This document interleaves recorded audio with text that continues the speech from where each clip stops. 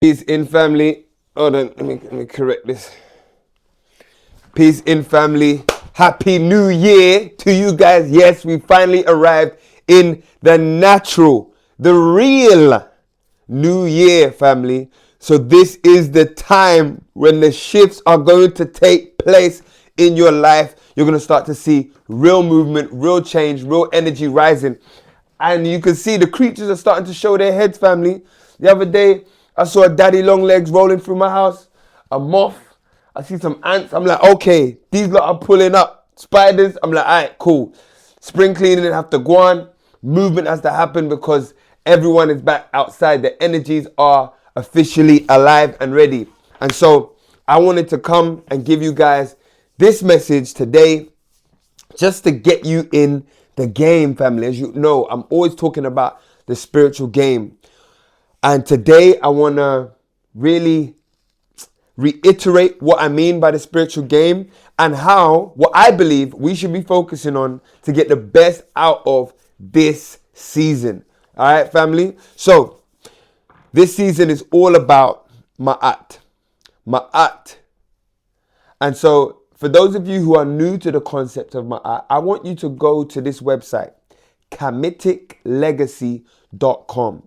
Because whatever you hear me teach, family, regarding Ma'at, yes, I'm a student of Ma'at. I didn't make up Ma'at. It's not a concept that I invented. It's a very old and ancient observation of our scientific and spiritual self.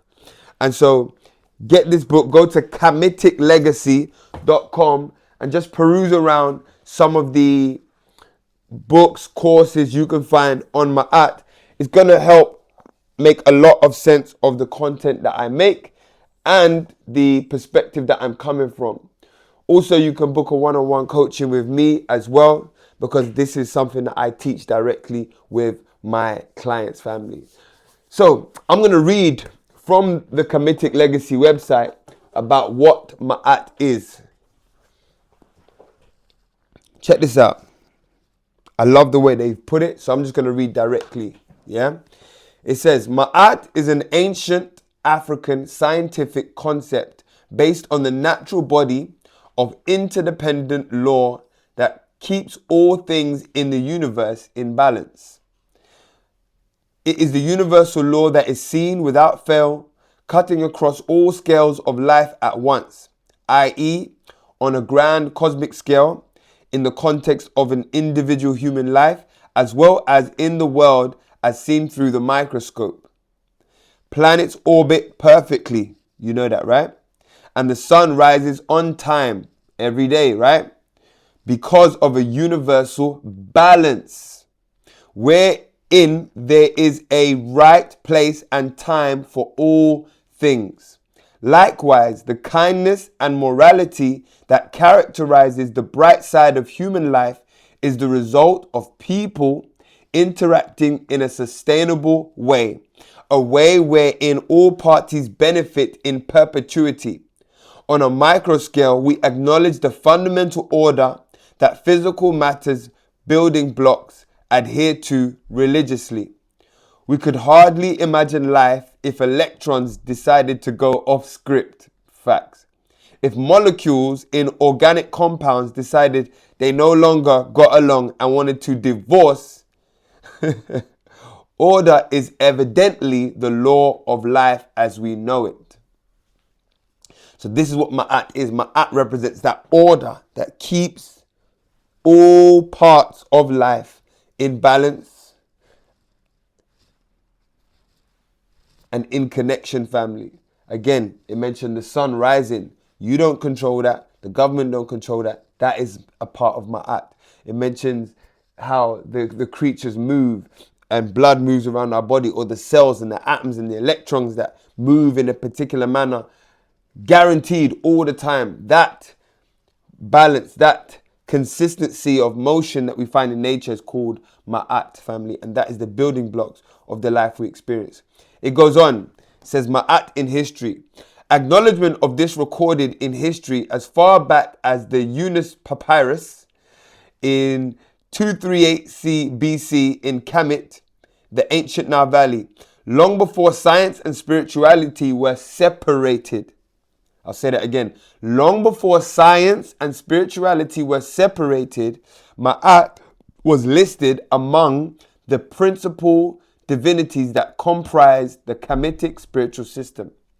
The ancients viewed God as one supreme being that extended itself into the world, which operates according to a body of law. God's presence in the world can be delineated into qualitative categories, just like light breaks into phases on its spectrum. You got that right? You got that right? Like when light goes through the diamond, the crystal, and comes out with the rays of blue, red, yellow, orange. Yeah, that's what it's talking about. That's how God expresses itself in the world. You follow me? Just wanted to reiterate that. Where are we? Just like God's presence in the world. Okay, cool. Just like matter exists in different phases or states, just like sound exists in different octaves, nice, and spectrums, and matter breaks up into periodically arranged elements. All things in the world are essentially one, but have observable components. Likewise, the divine is one and has observable components. When people say, God in me, or I am divine, that divine life essence that's inside of us exists in different components. We all mostly have verbal thought and can think words and speak. What should we call this function of the human mind body? We all mostly have visual cognition or imagination. If I say stop reading, close your eyes and imagine a yellow flower, 99% or so of us can do this. If you're walking home and come across 4 young children bullying another, something wells up in us to interject and restore harmony and correctness to the situation. What shall we call the verbal or visual thought faculties, or the urge to maintain that justice within us? In ancient times, Africans gave names to these basic urges. Those names traveled down the vista of time to become the Neteru, Orishas, gods, deities, divinities, archangels, etc., that survive in modern language, albeit without full comprehension of the original uses of such terms. That ability to think words and speak was called by the Kamau, ancient Egyptians, it was called Sebek. It was called by the Yorubas, Elegba. It was called by the Akans, Anansi. The urge for justice in the bullying scenario was called Herukuti, aka Ogun. The correctness that would be restored after interjecting was called Ma'at or Ma'a in Kemet. It is natural. All scientific observations reports a nascent leaning toward balance, interdependence, and sustainability in all organisms and ecosystems. We don't find any living or non-living thing that thrives off of chaos or lack of order. Ma'at in spiritual culture. This balance principle that manifests in us as an urge for order and lawful life is one of the many parts of our spirit. When cultivated, it leads to wealth, success, bing, bing, bing, and a healthy philanthropic type of fame. The benefit of Kemet's 2,500 plus years of unbroken culture is cumulative wisdom minus 25 plus centuries of practice promises to yield advanced insight. The Kamau were able to learn the sounds, the smells, the colors, the foods, the geographical direction, and electromagnetic properties associated with Ma'a. From this came a holistic culture of deliberate cultivation of the principle in social life. The modern word luck comes from the Hindu version of Ma'at, called Lakshmi. By chanting the sounds associated with Ma'at, wearing its scents, etc., priests were able to significantly increase the positive personality traits associated with the principle. Ma'at is just a label. The virtue behind the word, though, is real. I can testify to that. The ancients built the breathtaking marvels that we celebrate posthumously by gathering around practices like this that work to enhance performance. Kamitic legacy courses are designed to provide detailed instructions on the recovered spiritual growth techniques adapted to modern life. The Ma'at book and course by Ra'u Nefa Amen, powerful book, can't even lie to you, are a masterfully crafted introduction to using meditation to achieve happiness, wealth, success, and well-being. Family, when you have time, just go check out that website, Kamitic Legacy, Kamitic, Kamitic, legacy.com. Yes? And it's going to give you a great insight into my art. Again, I teach this in my one-on-one programs. I teach this. I do study guides on it. I have frameworks that I built because I personally believe this is the way, the truth, and the life. If you want to healthily navigate who you are in this world. We are no longer in the era of right or wrong. We know that in any given circumstance, anything you're doing or want to pursue or desirous of doing, as long as it's not outright evil, right? Well, we're talking about your natural inclinations, paths you want to take, things you want to follow, things you're interested in experiencing for yourself. At any given time, these things will be right and wrong for you based on your personal self. And so when we're dealing with Ma'at, we're dealing with our role in the balance, in the equilibrium, in the interdependence of this world, family. And so that's what the journey and what I call the spiritual game is here to help us discover. When you're talking about a spiritual game, family, I want you to keep in mind that every game was made for you to win. Yes, it comes with its own unique challenges. It comes with several levels. It comes with opponents. It also comes with powers and allies and elders and givers of wisdom, right? That assist us in seeing the path that we've been called to take. And this new year, family, I want to encourage you to double down on what makes you happy, what makes you joyous, and what assists you in expressing your truth. When I say double down, I'm talking about build a rhythm for the next 90 days. Whenever you're hearing this, for the next 90 days, 3 months, no holds bar. I want you to have a unshakable program that you keep for yourself. Micro habits that lead to macro shifts and changes in your life. I want you to begin to start to read and digest content that is reflective of the person you are wanting to become. Yes? First of all, sit down with yourself and really establish, who is it that I want to become in this season? I mean, that's what the last season was about. The shadow season, the preparation was about for us to think. But still, if you haven't done this, now's a good time to really sit down with yourself and write down, who and what am I desirous of becoming? What am I making myself into? Every day you wake up, family, you are designing your reality via the practices that you take and participate in your day-to-day, via your thoughts, via your actions, via where you interact. This is making your life.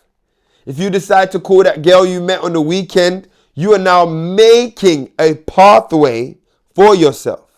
Good, bad, or indifferent, you are making it. You are authoring. You are designing your next moments. You are designing your karmic experience via the actions you take. Yo, babe, walk one. We said, hey, listen, you looking nice last night. Yeah, nah. How about I take you out to a restaurant? Can we eat a little bit? You get me? Oh, okay.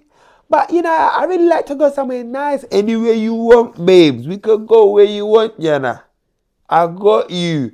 Oh, yeah, because I was thinking the Shard. I really want to go to the Shard. Top floor and that. The Shard, yeah. Yeah, but of course. I got you, babes. The Shard, yeah? Yeah. Cool. I'm bringing my girls too, yeah? Say no more. You get what I'm saying? You just wrote yourself a karmic ticket right there. That's a karmic ticket. That means for that one action you took, when you called the person whose number you got, you're about to create a series of events and experiences that's going to unfold and unravel another version of life that you did not have to participate in. So this is what I'm saying by saying you are an author and a designer of your life, family. Another simple action. Oh, hello. I saw from your Instagram that you're really interested in wellness services. Well, I happen to be a long-standing Kemetic yoga instructor. And I've seen that that's not something you offer within your wellness space. Would you like me to come and do a taster session for you and some of your clients? And then we can talk about perhaps us onboarding my services as a part of what you offer in your programs. Oh my gosh, sure. We've been looking for some African-based wellness spiritual practices. When can you come in today? Because our directors are in and we were just talking about rejigging the entire program. Can you come in today? Of course I can come in today. Would 5 o'clock be all right? Can we do 5:30? Because we'll just be wrapping up our meeting at 5. And the managers and directors will still be here. Can you come in at 5:30 then? Of course I'll come in at 5:30. What was your name again? Sharon. Sharon? Okay, Sharon. We'll talk. Okay, cool. Bam. You just authored your life via the actions you take. How did you get to the action? Because you were meditating on a thought. You defined yourself. In both scenarios, you even defined yourself as a player who's going to smash very soon. Or the next scenario, you define yourself as a professional spiritual wellness coach that needs to serve people. You're not wrong for doing anything. You're choosing. This is the aspect of yourself that you are fully in control of. Don't complain when the girl that you linked up with ends up becoming some low-key demon.